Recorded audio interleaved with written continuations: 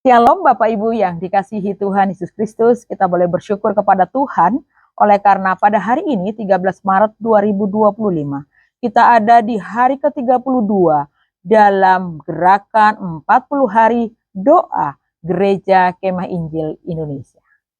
Pada renungan hari ini kita belajar bersama dengan topik setiap pertemuan adalah pertemuan doa yang terambil dari Mazmur 2 ayat yang ke-8.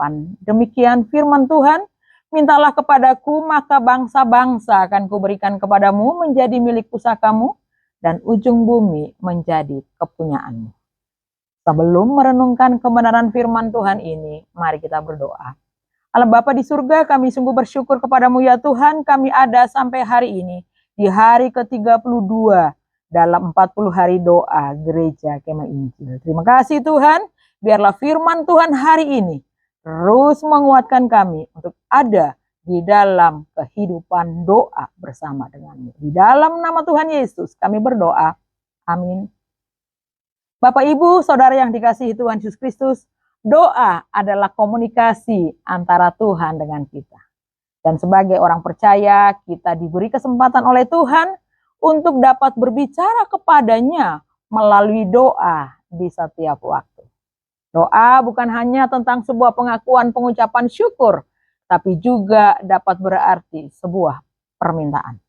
Mazmur 2 ayat 8, Tuhan menyuruh kita untuk meminta kepadanya agar ia memberikan kepada kita bangsa-bangsa untuk menjadi milik pusaka kita dan ujung bumi menjadi kepunyaan kita. Ini dapat terjadi kalau kita memiliki kehidupan doa yang teratur dengan memanfaatkan setiap waktu dalam hidup kita sebagai kesempatan untuk berdoa. Baik dilakukan secara pribadi maupun berkelompok, baik di rumah atau dalam pertemuan-pertemuan ibadah.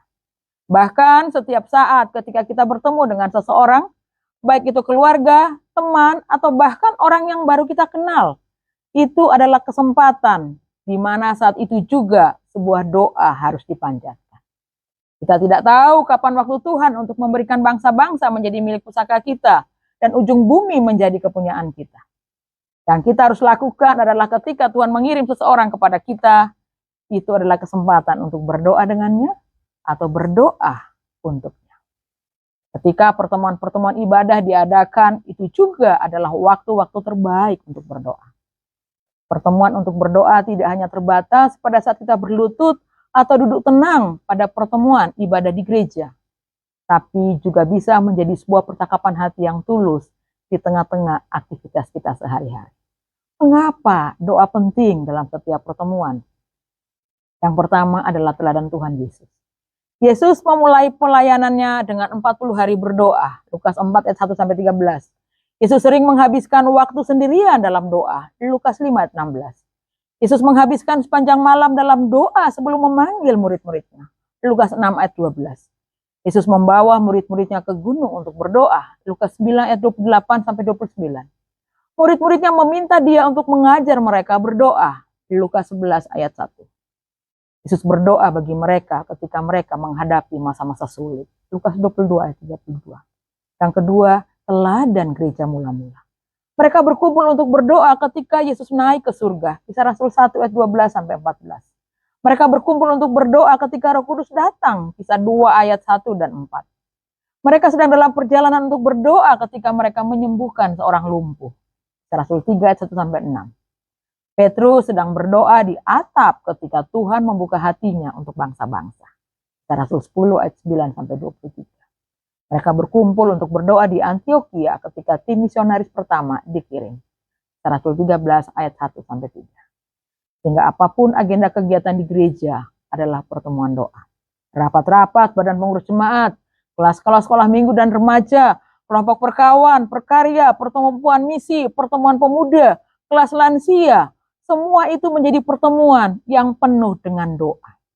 Bagaimana caranya memimpin pertemuan-pertemuan doa? Yang pertama, mulai dengan musik pujian dan penyembahan kepada Tuhan. 2, menyambut setiap orang dengan gembira dan menyatakan tujuan pertemuan itu. 3, teruslah menyembah Kristus dengan lagu pujian yang dikenal semua orang. 4, mintalah orang-orang untuk segera masuk dalam kelompok-kelompok kecil yang terdiri dari 2 sampai 3 orang dan berdoa dengan bersuara. 5. Berdoa bersama dalam kelompok besar. 6. Dengarkan apa yang orang doakan. 7. Selalu memimpin orang untuk menemukan kasih Tuhan. 8. Selalu memberikan kesempatan untuk roh pertobatan dan penyesalan. 9. Sebelum Anda selesai, mintalah bangsa-bangsa kepada Tuhan, berdoa untuk tuaian. Mazmur 28, Mazmur 2 ayat 8. Akhiri pertemuan doa dengan memberikan segala pujian kepada Tuhan. Bapak Ibu kekasih Tuhan, bagaimana menerapkannya dalam kehidupan sehari-hari? Mulailah dengan doa singkat. Sebelum memulai pertemuan, luangkan waktu sejenak untuk berdoa bersama. 2. Saling mendoakan. Ketika bertemu dengan seseorang, tanyakan bagaimana kabar mereka dan tawarkan doa untuk mereka. 3. Berdoa dalam diam.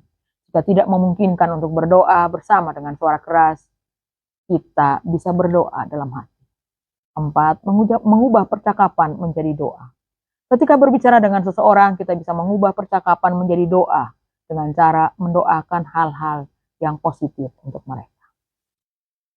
Sehingga setiap pertemuan di mana saja, dengan siapa saja, adalah sebuah kesempatan emas untuk kita menyatakan iman kepada Tuhan melalui doa kita.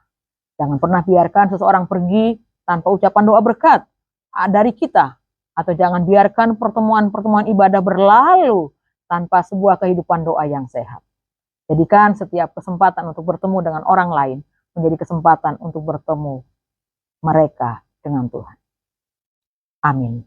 Kita berdoa. Allah Bapa di surga, terima kasih untuk setiap pertemuan-pertemuan, baik yang kami rencanakan maupun yang tidak kami sengaja. Pakai setiap kesempatan itu menjadi kesempatan di mana nama Tuhan diberitakan.